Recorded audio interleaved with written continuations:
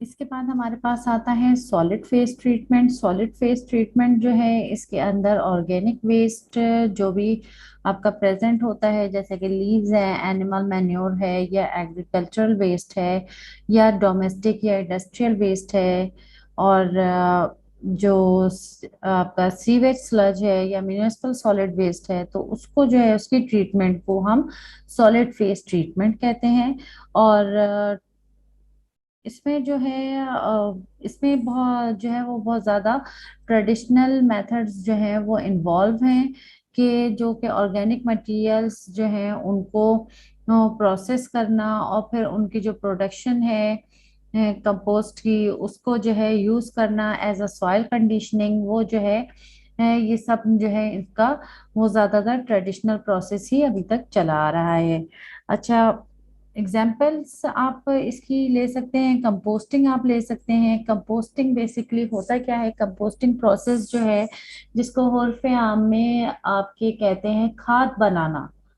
ठीक है, उर्फ़ आम में खाद बनाना, या आप ये कह सकते हैं कि अगर आप साइंटिफिक टर्म्स में कहना चाहें कि आप जितने भी ऑर्गेनिक कंपाउंड्स हैं उनको जो है सिंपल फॉर्म में चेंज करना चाहें, या आप जो है आप जितना भी वेस्ट है उसको आप यूटिलाइज करना चाहें by using micro organisms, enzymes and water and oxygen, तो उसके जरिए जो है आपके जो इतने भी ऑर्गेनिक मैटर्स होते हैं वो सारे जो है वो आपके डिसॉल्व हो जाते हैं, वो आपके तमाम जो हैं यूटिलाइज हो जाते हैं by micro organism and there compounds.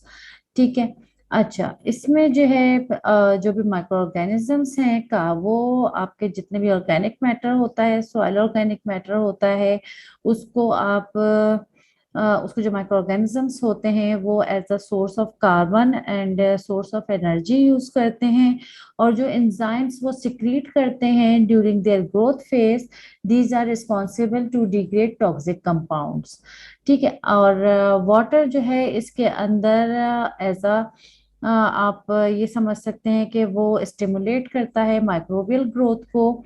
और आपने अगर आप इसका छोटा सा अगर आप एक्सपेरिमेंट अगर आप अपने घर पे भी करना चाहें, या ज्यादातर वो लोग जो किचन गार्डनिंग या जो होम गार्डनिंग और जो एग्रीकल्चरल साइट्स पर होते हैं, वो लोकली जो ये काम कर रहे होते हैं, वो उसको छोटे पैमाने पर अपने काम कर रहे होते हैं बहुत ही।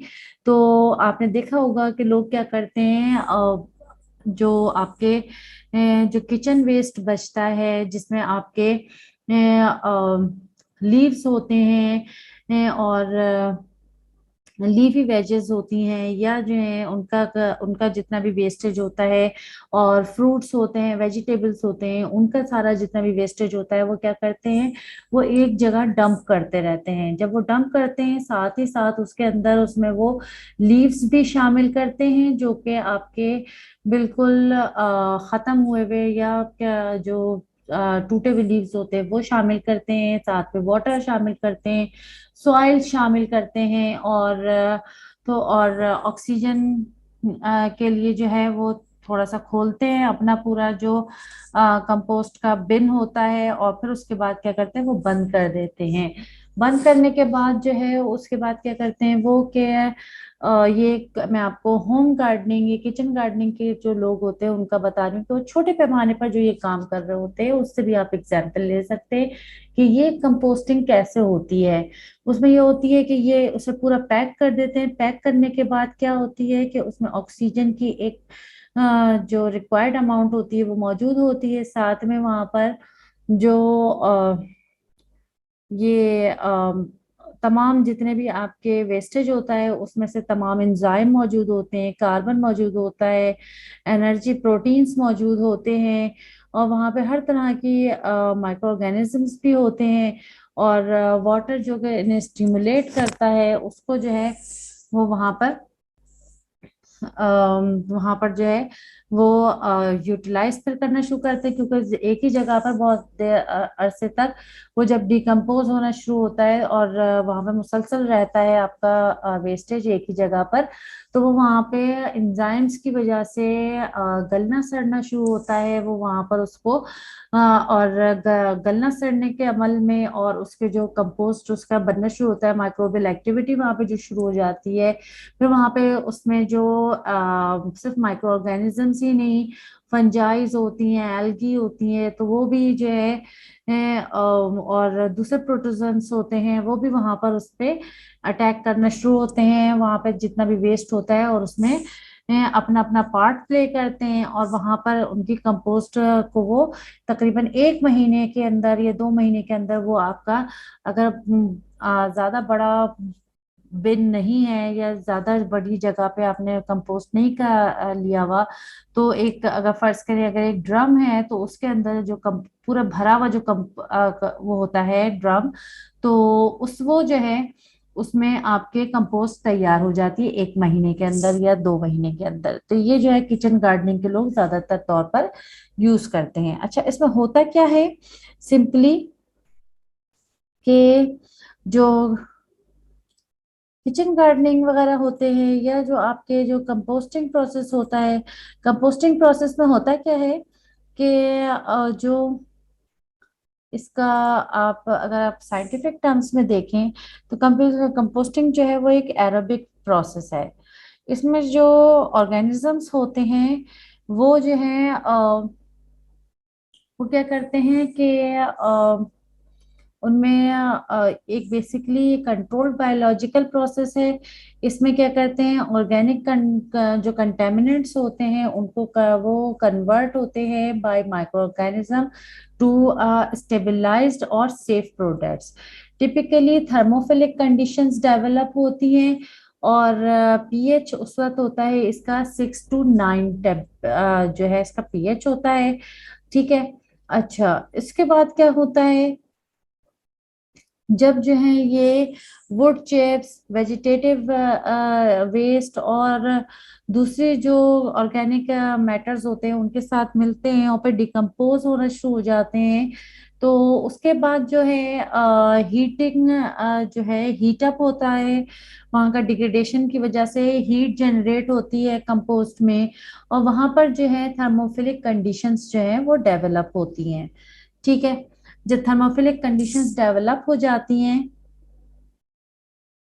तो उसमें होता क्या है कि वहां पर जो है क्योंकि वो मुसलसल डिग्रेडेशन की वजह से जो है वो बहुत ज्यादा कॉम्पैक्ट हो जाता है, तो क्या होता है कि फ्रीक्वेंट जब आप मिक्सिंग करते हैं तो उसमें ऑक्सीजन जो है वो साथ साथ मिक्स भी होती रहती है। यानी डेली या वीकली जो है अगर आप इनकी मिक्सिंग करते रहें तो इसमें ऑक्सीजन जो है वो मुसलसल मिक्स भी होती रहती है। और जो इसका मॉइस्चर होता है उसको मेंटेन करने के लिए आप इरिगेट भी करते हैं या उसमें आप वाटर की एडिशन भी करते हैं। टेम्परेचर जो है वो आपका जो है थोड़ा सा कंट्रोल्ड होता है। तो किस तरीके से कि आप जब मेरी मिक्सिंग करते हैं, इरिगेशन करते हैं, एयर फ्लो इसमें सही करते हैं, तो इसमें टेम्परेचर भी आपका कंट्रोल होता है। अच्छा, इसमें जो आपके ऑर्गेनिजम्स इन्वॉल्व होते हैं उनमें एक्टिनोमाइसीड्स होते हैं, फंजाई होते हैं, प्रोटोजोआ होते हैं। और समटाइम्स अगर ये काम अगर आप ओपन एनवायरनमेंट में कहीं पर कर रहे हैं, जहाँ पर आपने जो है इसे पैक किया हुआ है, या क्या कहते हैं ऐसी जगह पर है जहाँ पर जो है वो बहुत बड़ा एरिया है जहाँ पर आपने इसको रखा हुआ है, तो मे बी पॉसिबल कि वहां पर अर्थवर्म्स भी हों, इंसेक्ट्स भी हों, माइट्स और आंट्स भी हों। ठीक है। इसमें जो है कई तरह की स्टेजेस आती हैं कि एक आती है मीजोफिलिक स्टेज आती है, एक थर्मोफिलिक स्टेज आती है और एक कूलिंग स्टेज आती है।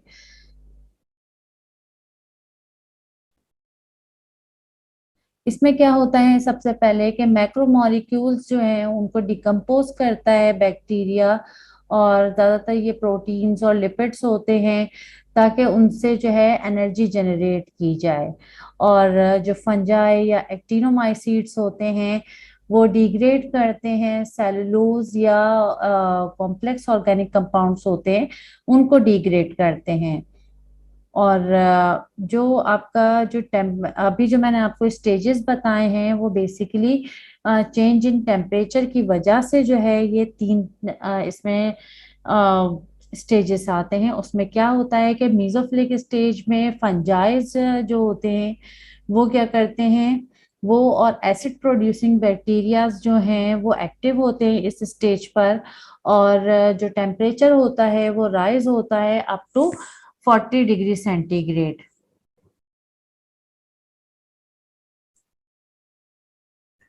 यानी अगर मैं आपको यहाँ बताना चाहूँ कि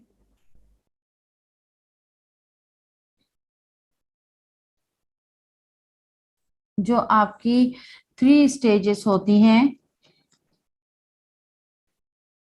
फर्स्ट होती है मीजोफिलिक,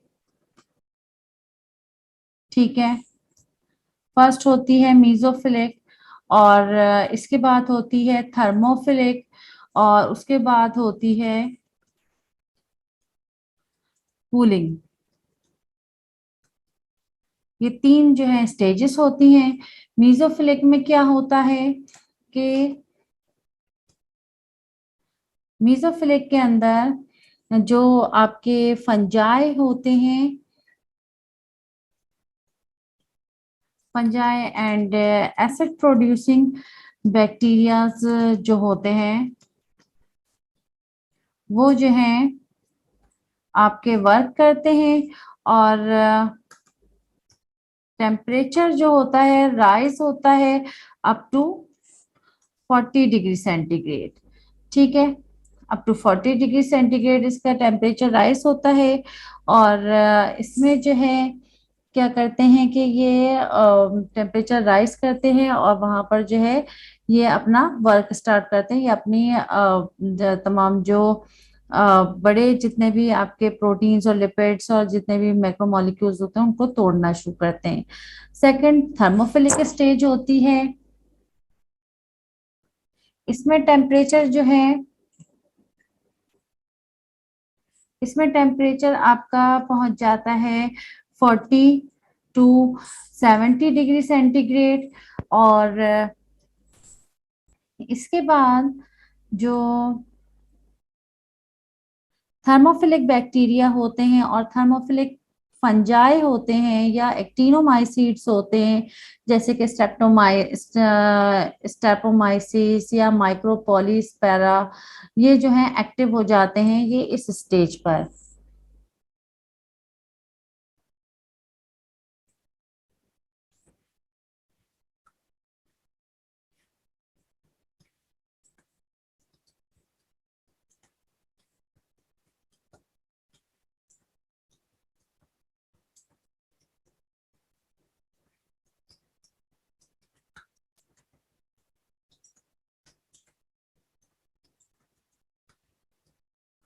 अच्छा, इसके बाद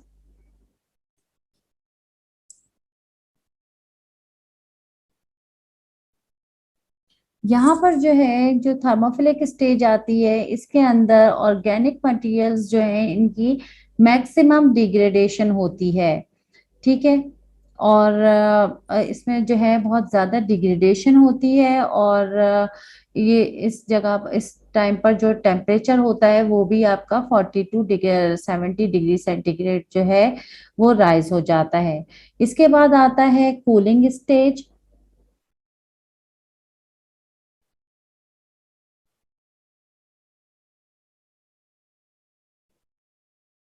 कूलिंग स्टेज जो है it is associated with the formation of water, pH and completion of humic acid formation, ठीक है। इसमें जो है क्या होता है कि इसमें वाटर की फॉर्मेशन होना शुरू हो जाती है, पीएच स्टेबलाइज हो जाता है। और कूलिंग स्टेज पर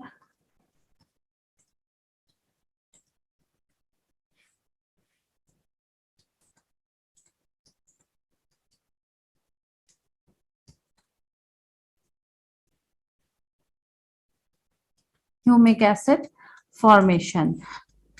अच्छा, इसके साथ साथ इसमें जो है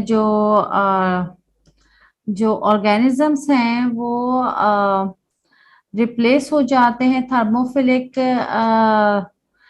से, जो है वो मीजोफिलिक जो ऑर्गेनिज्म होते हैं उसमें जो है ये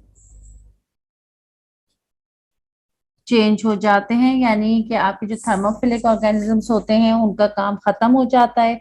अब यहाँ पर इनका मीजोफिलिक ऑर्गेनिजम्स जो होते हैं उनका काम यहाँ पे शुरू होता है कूलिंग स्टेज पर। और माइक्रोबियल डिग्रेडेटिव एक्टिविटी जो है वो स्लो डाउन हो जाती है। और इस तरीके से यहाँ कूलिंग का अमल होना शुरू हो जाता है। ठीक है, इसके बाद जो है ये आपके कंपोस्ट कंपोस्ट जो है वो फॉर्म होना हो जाती है। अच्छा, इसी में एक और हमने पढ़ा, हमारे पास एक और है कि लैंड फार्मिंग है। लैंड फार्मिंग जो है बड़े एरिया पर या जो है पूरी लैंड की ट्रीटमेंट को जो है आप उसको कहा जाता है। इसमें लैंड फार्मिंग के अंदर क्या होता है कि आप जो पूरी लैंड है उसको ट्रीट करते हैं, और जो इसकी जितनी भी आपकी जो अपर लेयर होती है उसको जो है एरेटेड करते हैं और उसमें एरेशन करते हैं। और जो इसकी उसके साथ साथ जो है इसमें न्यूट्रिएंट्स, उसकी पीएच को मेंटेन करने के लिए और इसकी जो बायो रेमेडिएशन होता है उसको फैसिलिटेट करने के लिए जो है आप उसको उसके अंदर एडिशन करते रहते हैं। जैसे कि आप उसमें न्यूट्रिएंट्स ऐड करते रहते हैं उसमें सॉइल के अंदर, और पीएच जो है उसको मेंटेन करने के लिए उसमें बहुत सारे जो है ऐसे कंपाउंड्स डालते हैं, जैसे कि आप कैल्शियम होता है या कैल्शियम कार्बोनेट होता है वो भी ऐड किया जाता है। तो पीएच जो है उसको एसिडिक करने के लिए, तो और बायो रेमेडिएशन जो है उसको फैसिलिटेट करने के लिए आप एरेशन करते हैं। अच्छा, फिर उसके बाद जो है आता है स्लरी फेस ट्रीटमेंट। इसके ये इसमें जो है एक एरेटेड लगून्स होते हैं। एरेटेड लगून्स जो हैं इनके बारे में जो है ये बेसिकली ये एरेटेड लगून्स जो हैं या ऑक्सीडेटिव लगून्स भी इन्हें कहा जाता है कि एरेटेड लगून्स जो हैं इनके अंदर आपके जो ऑर्गेनिजम्स होते हैं वो बेसिकली जो म्यूनिसिपल वेस्ट वाटर होता है उसको जो है ट्रीटमेंट करने के लिए, ये एरेटेड लगून्स जो है उसकी ट्रीटमेंट के लिए एरेटेड लगून्स जो हैं वो these are the identical to treat municipal wastewater. अच्छा, for boosting growth of microorganism, nutrients and aerations are dispensed to the reactor. Basically होता क्या है कि आपके जो माइक्रो ऑर्गेनिजम्स होते हैं, न्यूट्रिएंट्स होते हैं, वेस्ट वाटर होता है, और जो इसका स्लज होता है वो सारा एक ही जगह पर पॉन्ड की तरह का बना हुआ होता है, उसमें वो उसमें जमा कर दिया जाता है और एक साथ कंबाइन कर दिया जाता है। और it is a multi stage operation, और सिंगल स्टेज भी कर सकते हैं, डिपेंड अपॉन रिक्वायरमेंट। और इसमें क्या होता है कि जो वेस्ट होता है वो मुसलसल फ्लोटिंग में रहता है, और उसमें जो ऑर्गेनिजम्स होते हैं वो उसी के अंदर जो है वो तमाम जो डाइजेशन होती है वो करते हैं। इसी तरीके से एक आता है लो शेयर एयरलिफ्ट रिएक्टर, इसे एल्सार्स भी कहते हैं। लो शेयर एयरलिफ्ट रिएक्टर जो है वो क्या होता है, बेसिकली ये एक चैम्बर होता है, और इस चैम्बर के सिलिंड्रिकल टैंक होता है जिसके अंदर एक और अंदर ट्यूब होती है जो कि जो है जो है जिसमें पीएच है, टेम्परेचर है, न्यूट्रिएंट और ऑक्सीजन है, और ये सब चीजें जो है इसकी ये सारी रेगुलेटेड होती है एज पर नीड। ठीक है, इसकी जो पिक्चर है आप ये देख सकते हैं।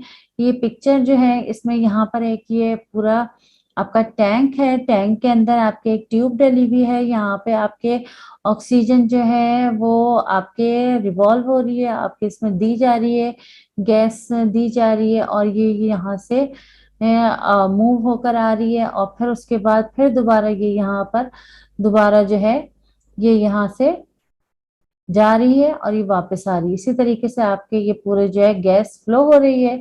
और गैस चैम्बर, इस चैम्बर के अंदर ये इसकी ओरिजिनल पिक्चर है।